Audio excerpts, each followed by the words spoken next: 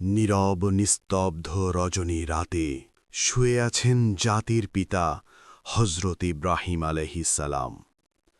এমনি সময়ে তিনি স্বপ্নে দেখলেন কে যেন তাকে বলছেন, হে ইব্রাহিম, তুমি কোরবানি করো। ইব্রাহিম আলাইহিসসালাম এই স্বপ্ন দেখে জেগে উঠলেন। পরের দিন সকালে তিনি ১০০ উট আল্লাহর রাস্তায় কোরবানি করে দিলেন। পরের দিন আবারও তিনি শুয়ে রয়েছেন। আবার ভেসে আসল সেই দৈব বাণী। কে যেন তাকে বলছেন, হে ইব্রাহিম, তুমি আল্লাহর রাস্তায় কোরবানি করো। পরের দিন সকালে আবার হজরত ইব্রাহিম আলাইহিসসালাম ১০০ উট আল্লাহর রাস্তায় কোরবানি করে দিলেন। কিন্তু হায়, মনে হয় আল্লাহ পাক রব্বুল আলামিনের দরবারে তার এই কোরবানি কবুল হয়নি। তাই পরের দিন তিনি আবার যখন বিছানায় শায়িত রয়েছেন, তখন আবার ভেসে আসল সেই দৈব বাণী, হে ইব্রাহিম, তুমি কোরবানি করো।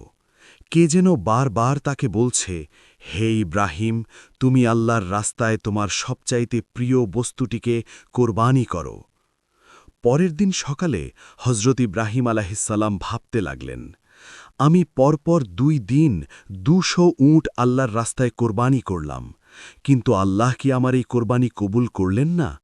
তাহলে কি চাচ্ছেন আল্লাহ পাক রব্বুল আলামিন আমার থেকে? অনেক ভাবার পরে ইব্রাহিম আলাইহিসসালাম দেখলেন আল্লাহ পাক রব্বুল আলামিন আমাকে স্বপ্নে বলেছেন, হে ইব্রাহিম, তুমি তোমার জীবনের সবচাইতে প্রিয় বস্তুটিকে আমার রাস্তায় কোরবানি করো। এই পৃথিবীতে আমার সবচাইতে প্রিয় বস্তু হল আমার সন্তান ইসমাইল।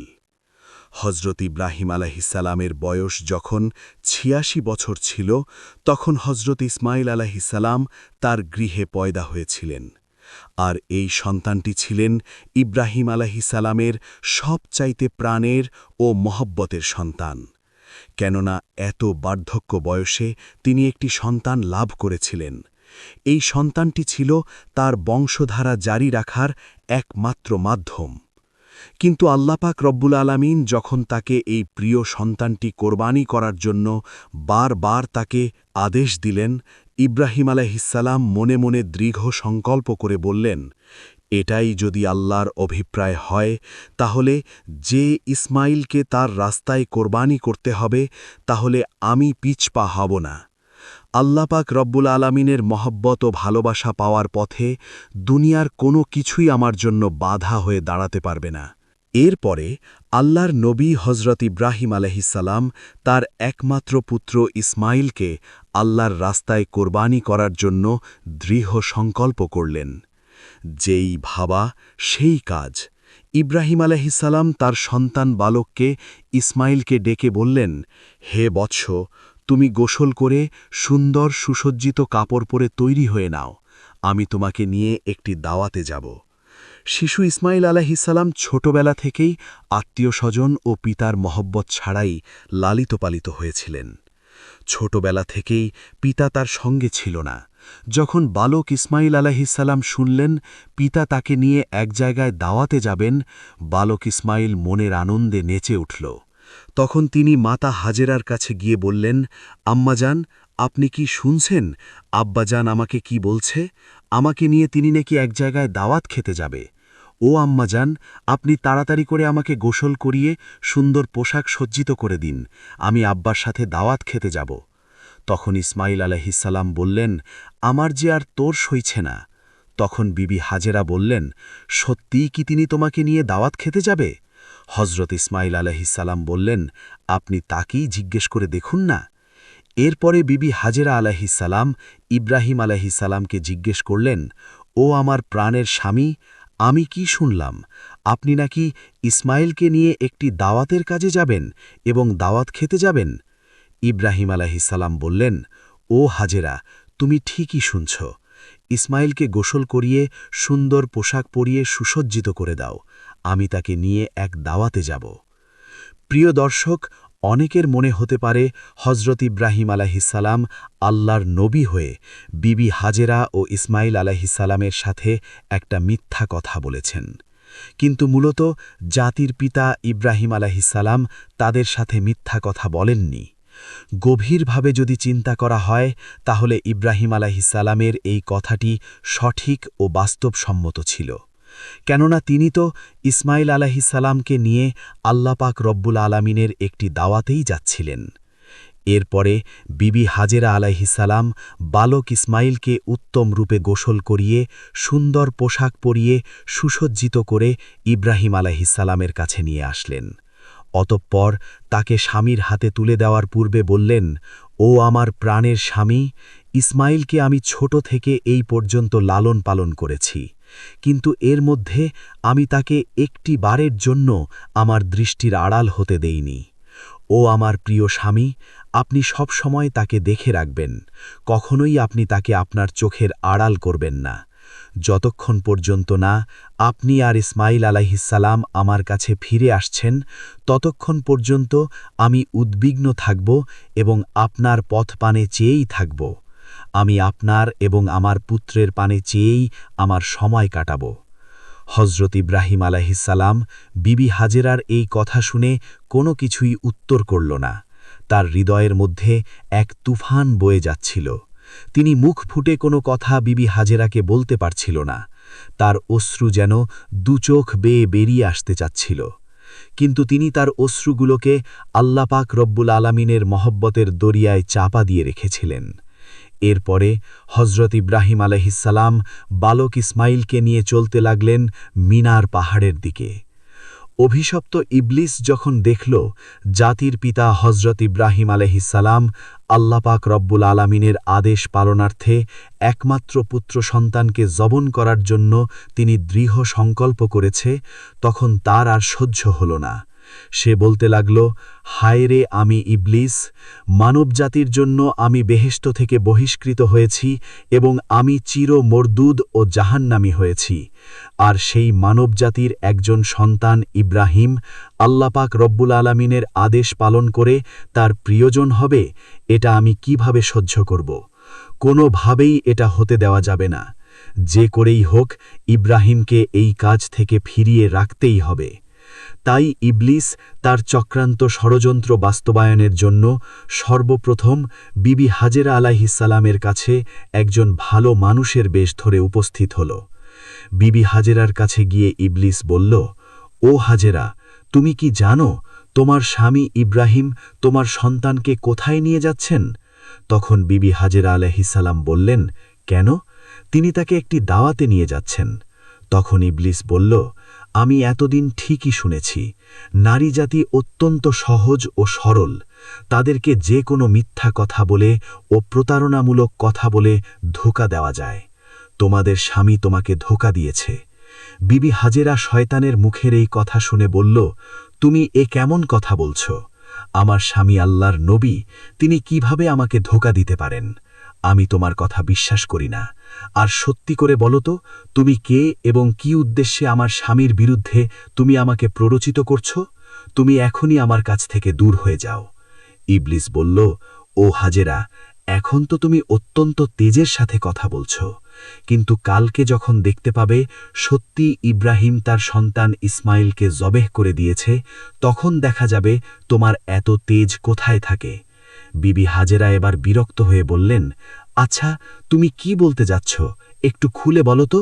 শয়তান তখন বলল, আমি সে কথা বলার জন্যই তোমার কাছে এসেছি। তখন বিবি হাজেরা বললেন, তুমি কি আমাকে বুঝিয়ে বলতে পারো এর কি কোনো যুক্তি হয়? একজন পিতা কেন তার একমাত্র নিরপরাধ সন্তানকে জবেহ করবে? শয়তান বলল, হাজেরা, ইব্রাহিম খামাখায় ইসমাইলকে জবেহ করে না। আল্লাহ পাক রব্বুল আলামিন তাকে নির্দেশ দিয়েছেন তিনি যেন ইসমাইলকে তার রাস্তায় জবেহ করে। সে কারণে ইব্রাহিম আলাইহিসসালাম তোমার পুত্র ইসমাইলকে তার পাহাড়ের দিকে নিয়ে যাচ্ছে। এখনো সময় আছে, তাড়াতাড়ি করে ইসমাইলকে তার হাত থেকে রক্ষা করো, নাইলে দেখবে ইব্রাহিম তোমার পুত্র ইসমাইলকে আল্লাহর আদেশ পালন করতে গিয়ে জবেহ করে ফেলবে।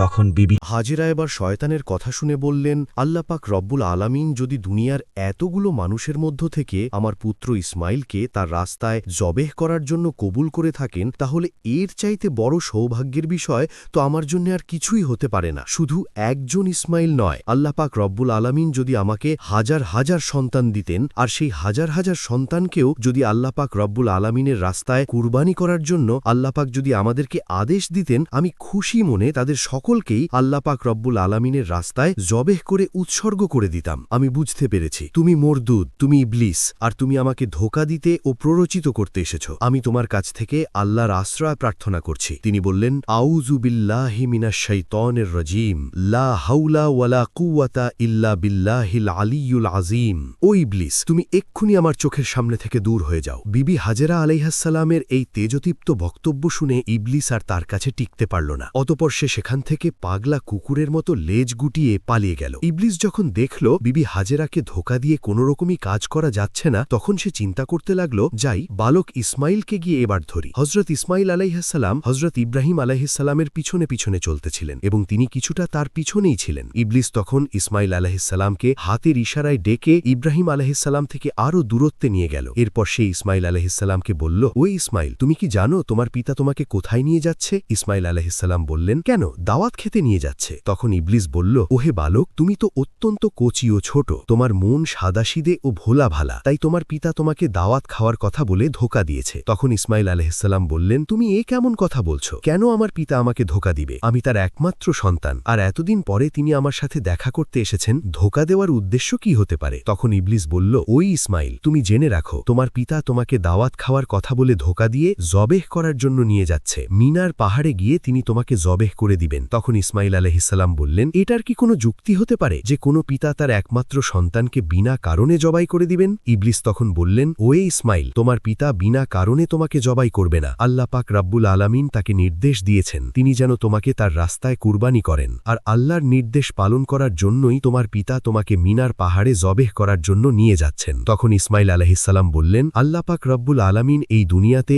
এত এত মানুষের মধ্য হতে যদি আমাকেই তার রাস্তায় জবেহ করার জন্য কবুল করে থাকেন, তাহলে এর চাইতে বড় সৌভাগ্যের বিষয় আর কি বা হতে পারে? আমি বুঝতে পেরেছি তুমি হলে ইবলিস। ও ইবলিস, তুমি জেনে রাখো, আল্লাহ পাক রব্বুল আলামিন যদি আমাকে লক্ষ কোটি জীবন দিতেন, আর সেই লক্ষ কোটি জীবনকেও আল্লাহ পাক রব্বুল আলামিন যদি তার রাস্তায় কুরবানি করার জন্য কবুল করতেন, তাহলে আমি প্রতিবারই আল্লাহ পাক রব্বুল আলামিনের রাস্তায় কুরবানি হওয়ার জন্য প্রস্তুত থাকতাম। ও ইবলিস, তুমি আমার কাছ থেকে এক্ষুনি দূর হয়ে যাও, আমি তোমার থেকে আল্লাহর কাছে আশ্রয় প্রার্থনা করছি। তখন ইসমাইল আলাইহিসসালাম বললেন, আউযু বিল্লাহি মিনাশ শাইতানির রাজিম। এরপরে হজরত ইসমাইল আলাইহিসসালাম ইবলিসকে লক্ষ্য করে পাথর মারতে লাগলেন। ইসমাইল আলাইহিসসালামের সেই স্মৃতিচরণ করে আজ পর্যন্ত হাজিরা হজে গিয়ে সেই শয়তানের গায়ে পাথর নিক্ষেপ করে। এরপরে হজরত ইব্রাহিম আলাইহিসসালাম পুত্র ইসমাইলকে নিয়ে মিনা প্রান্তরে উপস্থিত হলেন। তাফসিরে রুহুল মানেতে রয়েছে, ইসমাইল আলাইহিসসালামকে জবেহ করার পূর্বে জাতির পিতা হজরত ইব্রাহিম আলাইহিসসালাম তার সাথে একটি পরামর্শ করে নিতে চাইলেন। কোরআনের ভাষায় ইব্রাহিম আলাইহিসসালামের সেই পরামর্শের বাক্যগুলি ছিল